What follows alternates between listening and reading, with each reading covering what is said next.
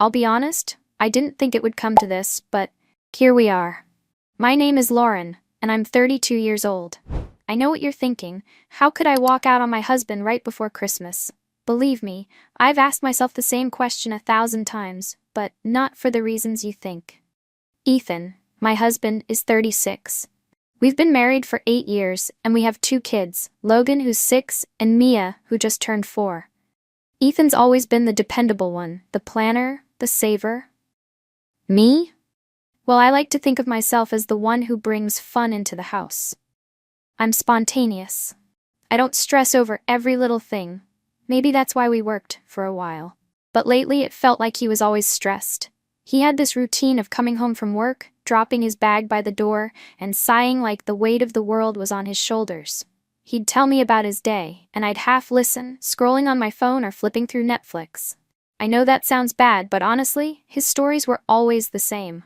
Meetings, deadlines, his boss being a jerk. Who wants to hear about that every single day? Then, 2 weeks ago, he came home early. I remember because it was a Friday, and I was on the couch, halfway through a holiday rom-com. Ethan walked in, pale as a ghost, and just stood there. I thought maybe he'd been in an accident or something. He looked defeated. He said, "I lost my job." My first reaction? I laughed. Not because it was funny, but because I thought he was joking. Ethan's the guy who always talks about job security, how he's indispensable. So yeah, I laughed, and I even made a stupid joke. I said, "Well, I guess this means you'll finally have time to hang those Christmas lights, huh?" Big mistake. He didn't laugh. He just stared at me like I'd said the most hurtful thing imaginable. And maybe I had. But in my defense, I didn't know how serious it was yet. I mean, who gets fired right before Christmas? It sounded ridiculous. He sat down and started explaining how his company had been downsizing for months, how he'd seen the warning signs but hoped he'd be spared. He'd been blindsided. And instead of comforting him, I got defensive. I said, "Well, maybe if you'd been paying attention instead of just complaining all the time, you could have prepared for this." I swear. The words just came out before I could stop them. Ethan looked at me like I'd punched him in the gut. "Do you even hear yourself?" he asked. "Do you have any idea what this means for us? For the kids? Or Christmas?" And here's where I messed up again. I shrugged and said, "We'll figure it out. We always do." He lost it. He started listing all the bills we had, how much was in our savings, which, by the way, I had no idea was so low, and how my "we'll figure it out" attitude wasn't going to cut it this time. He was practically yelling by the end of it, and I just sat there, arms crossed, waiting for him to stop. I didn't like the way he was talking to me. I mean, yes, it's a bad situation, but it wasn't like I made him lose his job. And honestly, I felt like he was overreacting. We had a roof over our heads, didn't we? The kids were healthy. I didn't see why he was acting like the sky was falling. But then he said something that really hit me.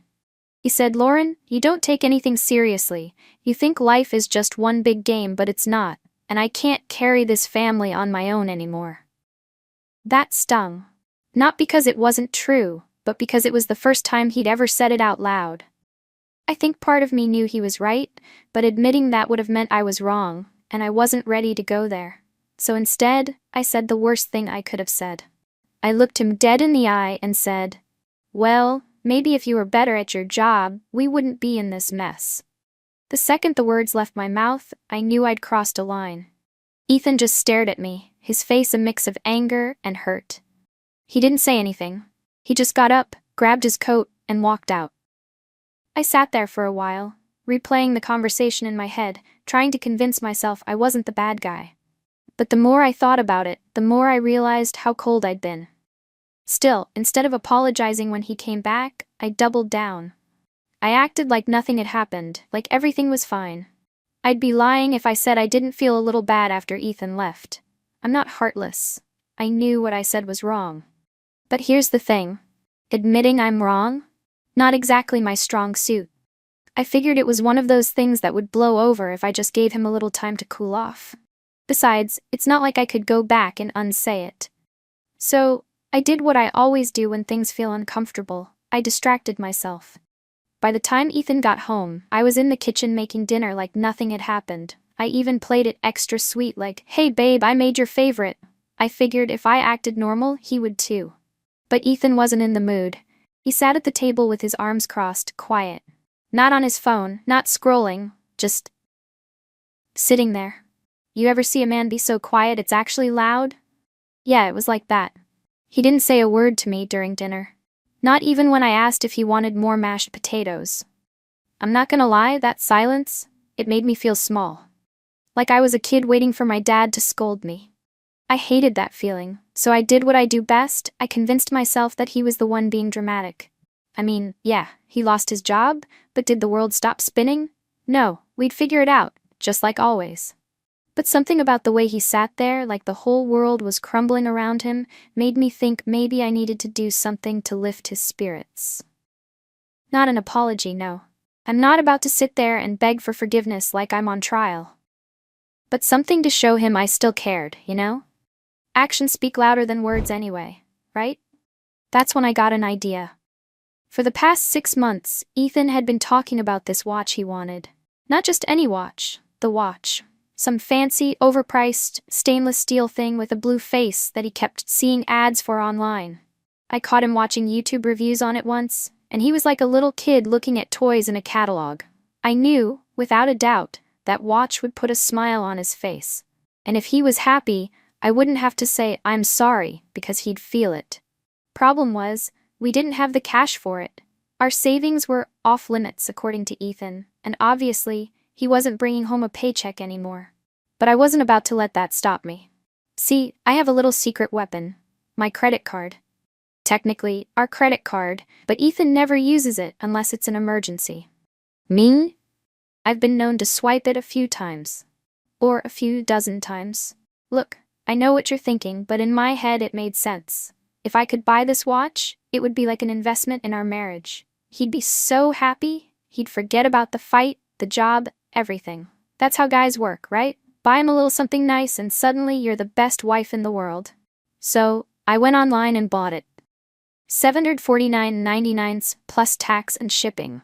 It hurt my heart to see that total, but I told myself it was worth it. The site even had a buy now, pay later option, but I figured, nah, I'll just put it on the card and deal with it later. Ethan wouldn't even know. At least, that's what I thought. Not even an hour later, I hear him from the living room. Lauren, what the hell is this? My heart dropped. I knew exactly what it was. I walked out there as casually as I could, wiping my hands on a dish towel like I didn't have a care in the world. What's what? I asked, playing dumb.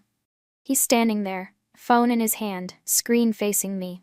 Big, bold letters at the top of the screen, $749.99, thank you for your purchase. Are you kidding me? He said, his voice low but tight, like he was holding back a full-blown explosion. I just told you we have to watch our spending, and you're out here buying. He squinted at the screen. A watch? A watch, Lauren? Now, I could have apologized. I could have said, I'm sorry, I was just trying to do something nice. But no. Nope, I panicked. My defense mode kicked in full blast. Don't act like you don't know what that is, I said, crossing my arms. You've been talking about that watch for months, Ethan. I was trying to do something nice for you. Nice? He laughed, but it wasn't the funny kind of laugh. It was that I'm about to lose my mind kind of laugh. You think spending $750 we don't have is nice? I lost my job, Lauren. I lost my job. And your response to that is to rack up more debt? Okay, but you wanted that watch, I shot back, my voice louder now. Don't act like I just went out and bought it for me. I did it for you. For me? He pointed to himself like he couldn't believe it. For me, huh? So if I check the closet, am I gonna find anything else you bought for me? Maybe some shoes, some clothes, a few Target hauls? That hit a nerve. Don't you dare, Ethan, I warned him. Pointing right back. Don't stand there like you're Mr. Perfect. You're mad because I did something you didn't have control over. That's all this is. Control? He stepped forward, eyes locked on mine. You think I want to be in control? You think I like being the only one who has to worry about keeping this house together?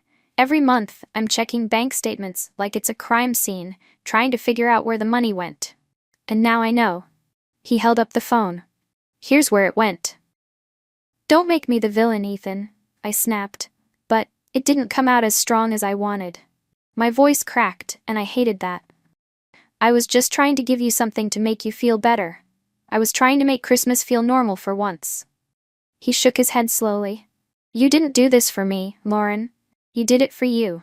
So you wouldn't feel guilty. You thought a watch would make me forget everything else. He shoved his phone in his pocket and walked toward the door. Where are you going? I asked, panic rising in my chest. Somewhere that isn't here, he muttered as he grabbed his keys. Seriously, you're just gonna walk out? What about the kids? He stopped at the door, hand on the knob. He didn't turn around when he spoke. Don't worry, you've got it all figured out, remember? And just like that, he was gone. I stood there, staring at the door like it might swing back open. It didn't. I glanced at the Christmas tree in the corner, lights twinkling like nothing was wrong. I felt the lump in my throat get bigger, and for a second, I thought about texting him. I thought about saying I was sorry. But then I heard my own voice in my head. Don't make me the villain, Ethan. I went back to the kitchen, grabbed my phone, and opened the bank app. I stared at the balance, scrolling through every transaction. My stomach started to twist. Target, Sephora, Amazon, it wasn't pretty. I could have apologized. I could have done a lot of things. But instead, I convinced myself it wasn't that bad.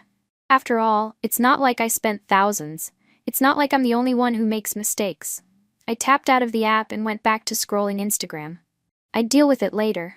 I don't know when it hit me, but it hit hard. At first, I was fine. Or at least, I pretended to be. Ethan didn't come home that night. And honestly, I figured he just needed to blow off steam. I mean, that's what guys do, right?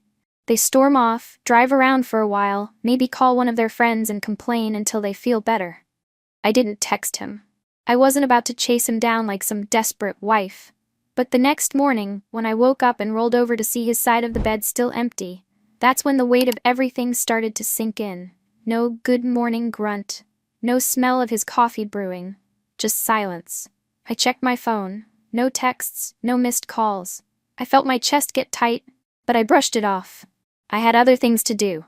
The kids needed breakfast, and the laundry wasn't going to fold itself. So I got up, went through the motions, and told myself I'd deal with Ethan later. I told the kids, Daddy had to help Uncle Mike with something, just so they wouldn't ask too many questions. I wasn't about to explain to them that their father left because I bought him a gift, but while I was making breakfast, something small but huge happened. I went to check the pantry, and there it was, a half-empty box of cereal. Not a big deal, right? Except I realized it was the last box. No backup, no extra stash, just that one sad half-empty box of Frosted Flakes. I opened the fridge, hoping for inspiration. Milk? Low? Eggs? 4 left. Lunch meat? Gone. I opened the freezer next. A couple of frozen dinners, some old waffles, and 1 bag of chicken nuggets. Normally, I'd just hop in the car, head to the store, and fill the fridge back up. But this time, I froze. I knew Ethan would check the account. He always checks the account. And after that whole thing with the watch, I knew better than to swipe the card again. My stomach twisted in a way I wasn't used to. For the first time, I actually thought about the price of groceries. Like, really thought about it. I sat down at the kitchen table, phone in hand, scrolling through the store app to see how much it would cost to restock. $5.49 for a gallon of milk. $6.99 for eggs. $3.89 for cereal. It was like I was seeing prices for the first time in my life. And that's when it hit me. This is what broke people do. They budget. They count. They plan. They walk into a store with a list and put things back if it costs too much. I've never lived like that. Growing up, my parents weren't rich, but we always had what we needed. My mom didn't stand there in the grocery aisle comparing prices on peanut butter. If we wanted it, we got it. Simple. This wasn't supposed to be my life. I didn't sign up for this. I married Ethan because he was supposed to be a provider. He wasn't rich, but he had a good job. Benefits, steady pay, the whole deal. He was the rock. The one who made sure we were fine. I was supposed to be able to breathe in this marriage, not panic every time I opened the fridge. I sat there at the table, hands over my face, breathing slow and shallow.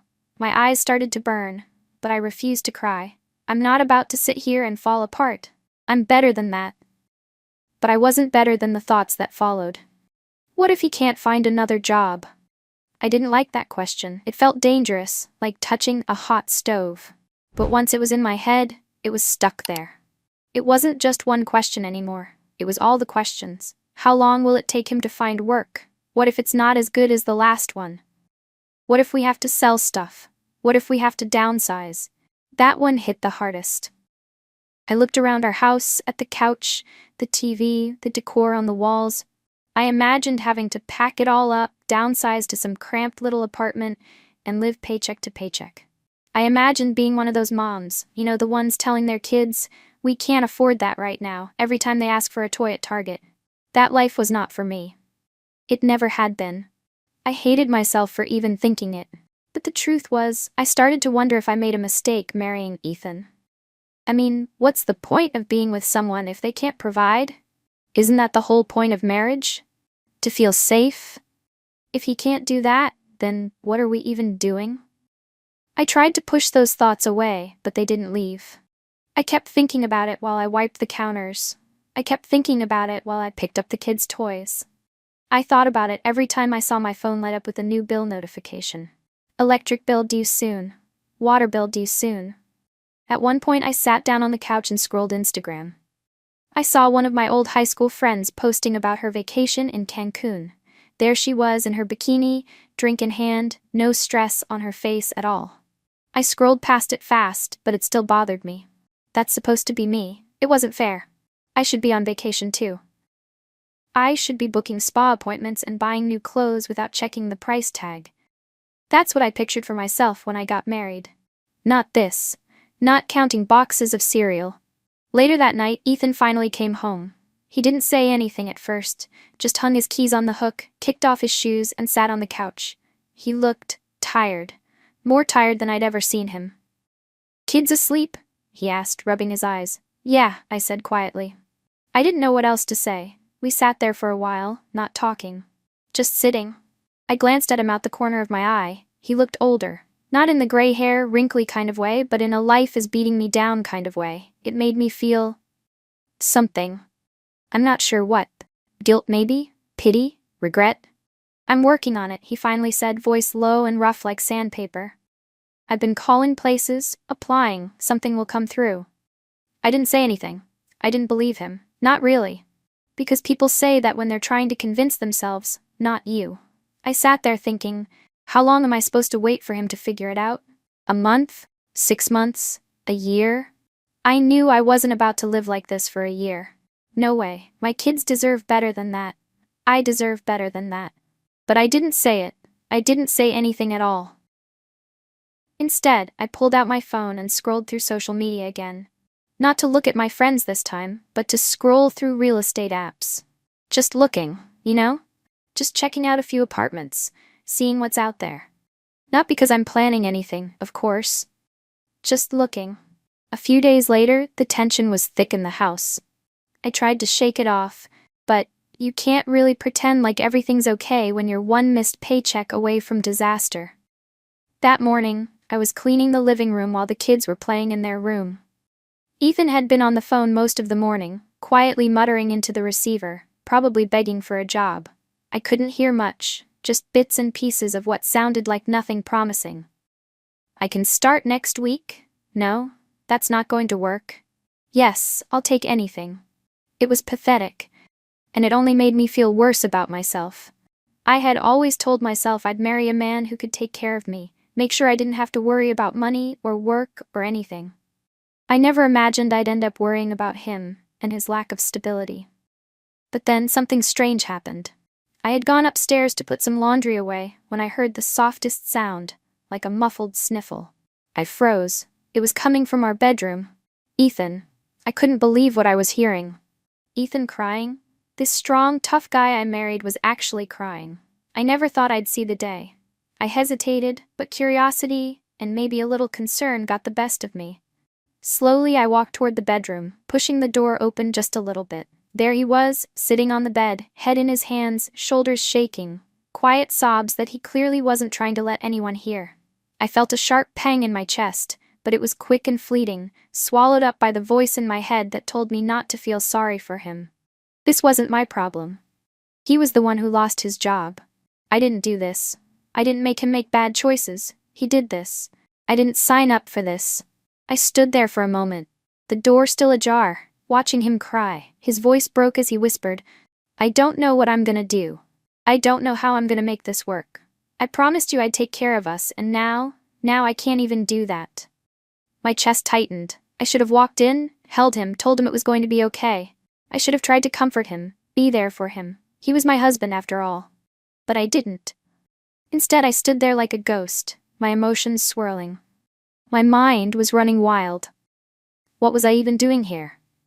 The man I married was crying on our bed, and I just stood there. I didn't know how to fix this. I didn't know how to make it better. And if I'm being honest, I didn't want to. I was so angry, so resentful that we were in this situation, that I couldn't even bring myself to offer him any sympathy. I was mad at him for putting us in this mess. I was mad that he was the one crying while I had to face the reality of being broke. I backed away slowly, trying not to make a sound. I closed the door quietly behind me, my heart pounding. But my mind was already far away. I went downstairs, grabbed my phone, and began scrolling through more real estate listings. I didn't even register that I'd just left my husband crying upstairs. I didn't care. I shouldn't care. I kept telling myself that. It's not my job to pick up the pieces anymore. It's not my responsibility to save him. He's the one who can't figure it out. In the pit of my stomach, the thought of being single again started to look better. I never thought I'd think that. Ethan was a good guy, right? He had been there for me, for us. But now I saw him as someone who was failing, someone who couldn't provide. I needed someone who could take care of me, someone who could give me a future I could depend on. Not this broken, pathetic version of Ethan who was barely holding on. What if I left him? The thought whispered in my ear. It wasn't the first time it had crossed my mind, but this time it lingered. He wasn't going to get better. Maybe he just wasn't cut out for this. Maybe I needed to find someone who could give me the life I deserved. I closed my eyes for a moment and imagined it. I could find someone new, someone successful, someone who could handle money. Maybe even someone who was confident enough to take care of everything that Ethan had been failing at. A high-value man, someone who would understand me. I wasn't ready to settle. I couldn't be. I looked at my phone again, but this time I wasn't scrolling through houses. I was looking at dating profiles. Men in suits, men in fancy cars. I ran my finger across the screen, imagining what my life could be like with a man who had his stuff together. A man who didn't cry about losing his job. A man who didn't need me to save him. I heard Ethan come downstairs a while later, his footsteps heavy. He didn't say anything, just plopped down on the couch with that tired look on his face again. I didn't even glance at him. I didn't know how to pretend like everything was fine anymore. I didn't know how to pretend like I could keep carrying him. I tried to shake the thoughts away, but they stayed with me. What if I did leave him? What if I found a way out? What would my life look like without him? What would it look like if I could have everything I wanted, everything I deserved? I kept my gaze on my phone, swiping through pictures of men who had it all together. But in the back of my mind, Ethan's sobs echoed. But I couldn't care. I couldn't be the one to fix this. I couldn't be the one who would carry the weight anymore. I wasn't the one who was supposed to be broken. He was. I couldn't shake it. This new version of myself, the one who didn't care about him anymore. The one who just wanted to get away. And that was it. That was how it started to end. Weeks went by, and everything in the house felt colder than usual. The chill wasn't just from the December weather. It was the silence between me and Ethan. We weren't talking like we used to. Not that there was much to talk about anymore. Every conversation somehow circled back to money, bills, or what we didn't have. I tried to keep my spirits up, but even that felt forced. The kids would ask me, "Mommy, what are we getting for Christmas?" And I'd smile through gritted teeth, saying, "Santa's working on it." I didn't have the heart to tell them that Santa didn't have the funds this year. But I wasn't about to go through another Christmas like this. I refused. I was too young to be living like I was 50, worried about bills and scraping by. This wasn't the life I signed up for. I started planning my exit. Quietly at first. Just little thoughts here and there. What would it look like if I left? Could I really do it? Would I be better off? At first, it seemed crazy. But the more I thought about it, the more it made sense. Ethan wasn't man enough to be a husband. He just wasn't ready. A real man would never let his family fall this hard. A real man wouldn't sit on the edge of a bed crying. I'd scroll through my phone at night, looking at videos of women who leveled up after leaving their husbands. I read stories of women who left struggling men and found wealthier, more stable men who stepped in as providers. It wasn't like I was asking for much, just security, just to feel safe. I wanted to be with someone who had it together, and Ethan clearly did not. Christmas came, and it was the worst Christmas I'd ever had in my life. The kids opened their gifts, but it wasn't like other years. They were used to big toys, shiny new electronics, and the wow factor of Christmas morning. This year it was clothes, a few small toys, and some books. I tried to make it fun, acting like it was special, but I could see it on their faces. Disappointed, but too young to say it out loud. Ethan sat on the couch, just staring at them, looking defeated. No smile, no jokes, no Merry Christmas. I didn't get anything. Not a card, not a gift, nothing. I wasn't even mad at that point. It just confirmed everything I had been thinking for weeks. By the end of the night, I knew I was done. I was only 32. I wasn't about to spend the next 20 years waiting for a man to get it together. Life is too short. I still had options. I still had time. The following week, I contacted a lawyer. It was easier than I thought. I already had it planned in my head, so when it came time to put it on paper, it felt more like finally doing what I should have done months ago.